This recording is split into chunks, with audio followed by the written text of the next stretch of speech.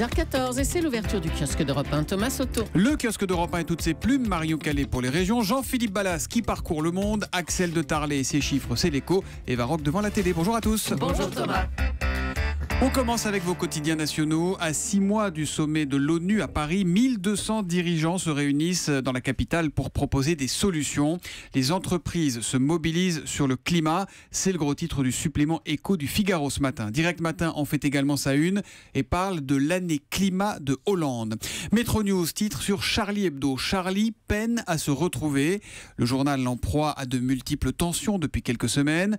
Aujourd'hui en France, s'inquiète pour le directeur de l'hebdomadaire satirique Étrange rôdeur autour du domicile de Ris. 2 hommes auraient pris des photos de l'immeuble du dessinateur il y a quelques jours, les 12 et 13 mai à Paris. Des hommes qui sont arrivés en scooter. Ils seraient repartis aussi secs. D'intrigants, les faits deviennent préoccupants, écrit le journal, quand les enquêteurs s'aperçoivent que ces 2 individus étaient connus des services de police, l'un étant même un islamiste radical présumé, visé par une fiche de sûreté de l'État, vous savez, les fameuses fiches S. Entendu, les 2 hommes ont nié les faits et sont ressortis libres. Ris qui sera tout à l'heure à 7h45 l'invité de l'interview Vérité d'Europe 1. 20 minutes, entre autres, revient sur les enseignants dans la rue hier. Hollande maintient la réforme malgré la mobilisation des opposants, regrette le Figaro. Quant au Monde et à Libération, ils font leur gros titre sur le problème des migrants. Le gouvernement à quota de la plaque, écrit Libé. À la une des régions, Marion Calais, quelles sont les unes les plus marquantes dans la presse quotidienne régionale ce matin? La traque des braqueurs de Nantes à la une de Presse Océan, c'est la priorité des policiers, mettre hors d'état de nuire les malfaiteurs qui agressent les commerçants.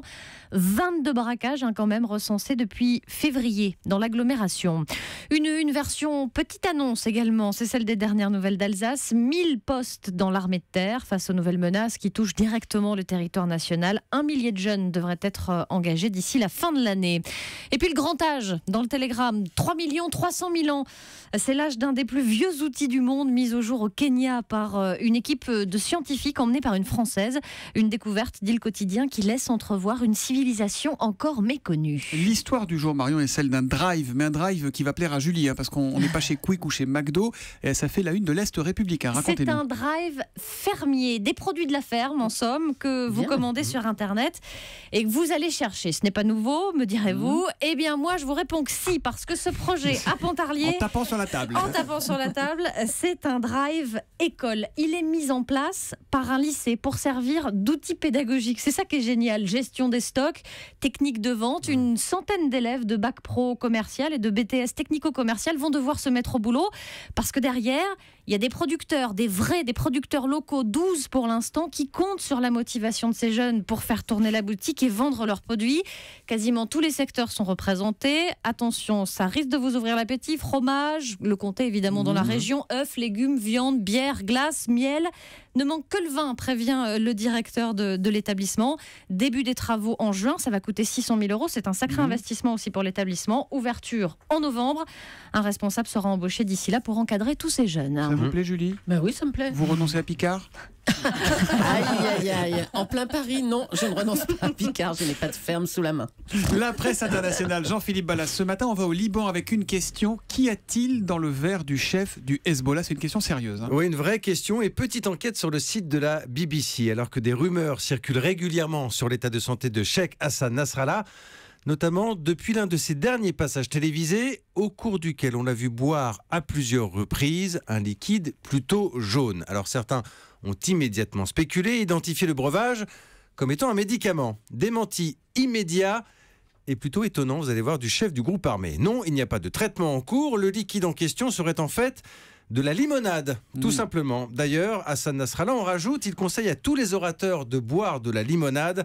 La limonade vous aide, paraît-il, à faire de bons discours. La remarque, pour le moins inattendue, a fait immédiatement le tour des réseaux sociaux et certains sites plaisantins n'hésitent pas à qualifier désormais la limonade comme la boisson officielle du Hezbollah. Il se dit même que certains cafés du sud de Beyrouth ont décidé d'offrir, la zone chiite absolument, d'offrir de la limonade à leur clientèle à chaque discours du chef, tandis que d'autres ont carrément sorti des pancartes où il est écrit « Limonade Nasrallah ». De quoi sourire donc un instant dans une actualité beaucoup plus sérieuse actuellement dans la région. Il faut savoir qu'actuellement, le Hezbollah livre bataille dans la région de Kalamoun. C'est une zone montagneuse à la lisière entre la Syrie et le Liban.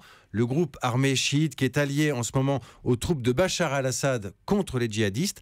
C'est difficile quand même de savoir ce qui se passe exactement dans la région actuellement. Le Hezbollah qui figure sur la liste des organisations terroristes, liste internationale. À l'une de l'Écho, Axel de Tarlet, les laitiers se mobilisent pour relancer la consommation en France, c'est-à-dire dans les Échos, il paraît qu'on ne boit plus assez de lait. Voilà, alors le lait, ça reste la 3e boisson la plus consommée au monde après l'eau et les sodas, j'allais dire la marque.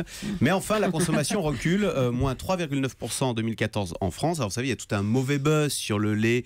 Nous serions allergiques, il y a 6 à 10% d'intolérants. Le problème, c'est que c'est un cercle vicieux parce que moins on boit de lait, moins l'intestin fabrique l'enzyme qui est nécessaire à la digestion du lait. Donc, vous voyez, voilà, exactement.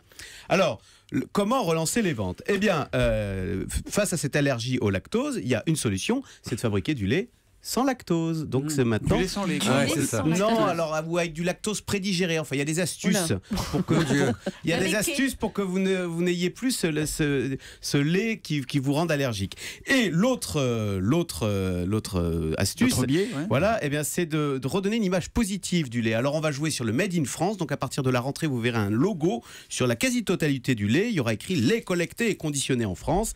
Et puis on va également essayer de relancer le petit déjeuner au lait. Et donc les fabricants de lait vont distribuer 200 000 litres de lait et 1 million de petits déjeuners aux catégories sociales en difficulté. Parce que je vous rappelle que la France est un grand pays producteur de lait. Nous produisons chaque année 24 000 tonnes. Donc il faut bien consommer ce lait. Alors il y a heureusement une chose importante, c'est que la moitié du lait produit en France devient du fromage, exactement. On la fait pas, Marion Calais. Voilà, elle était au comté il y a 5 Alors minutes. moi j'ai bien ma petite idée pour relancer les ventes de lait en France. Vous allez me détester toute la journée parce que j'ai exhumé une petite publicité qui à mon avis va vous rester dans la tête toute la journée. Et ça rappelle le bol de lait de sous Mendes France, là, le bol de lait dans les écoles. On réinvente le bol de lait, c'est quand même génial. C'est fort quand même. C'est donc à lire dans les Échos. Tiens, il y a un message de votre fils Axel de Tarlet. Papa, c'est quoi cette bouteille de lait ? Débrouillez-vous. La fameuse pub qui gêne. Oui. À la télé ce soir, les 20 plus grandes histoires du foot français. Eva Rock a donc chaussé ses crampons. C'est à 20h45 sur l'équipe 21. Vous savez, il y a des images qu'on peut revoir des dizaines de fois et à chaque fois c'est la même émotion. Alors c'est des images de victoire ou de défaite. Et ce soir, coup d'œil dans le rétro de l'histoire du foot français avec les 20 plus grandes histoires qui donnent lieu à cette émission sur l'équipe 21. Thomas, si vous deviez choisir un événement là sur les 20 dernières années. Mais moi j'ai été marqué par l'Euro 84, donc c'est un peu plus vieux. La demi-finale à Marseille. Vous verrez ce soir effectivement l'Euro Tigana qui était magique. Et l'Euro 84 est bien dans le classement, ils sont 11e. Mais il parle pas de la demi-finale, il parle pas de ce match en question, mais il parle de la finale parce que c'est le premier titre pour les Bleus qui gagnent contre l'Espagne. Et Emmanuel Amoros se souvient de leur entrée sur la pelouse. On est rentré avec une crainte de perdre parce qu'on avait en face de nous quand même une équipe espagnole qui était plus expérimentée que nous. Voilà, et en fait, ils ont bien gagné 2-0. Si je vous dis 1958, meilleur buteur de tous les temps pendant une phase finale de Coupe du Monde avec 13 buts. C'est facile ça. Pelé. Juste Fontaine. Et oui, Juste Fontaine. Écoutez-le. J'étais très bon dans tous les domaines. J'étais pas le plus vite, j'étais pas celui qui sautait le plus haut, mais j'avais tout.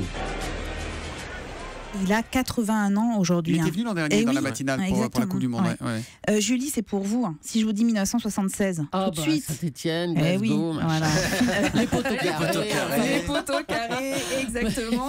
Finale de la Coupe d'Europe. Voilà, finale de la Coupe d'Europe des clubs champions. Saint-Étienne joue contre le Bayern. Et puis il y a 2 tirs qui viennent s'écraser sur les fameux poteaux carrés. Donc vous savez, c'est devenu une phrase mythique. Si ces poteaux avaient été ronds, alors réponse de Jacques Santini, un des 2 tireurs malheureux. Même si j'étais quand même assez fort en mathématiques, j'ai jamais essayé de mettre des X plus A plus B moins Z. Non. C'est le sort qu'on a voulu ainsi, hélas, ce soir-là.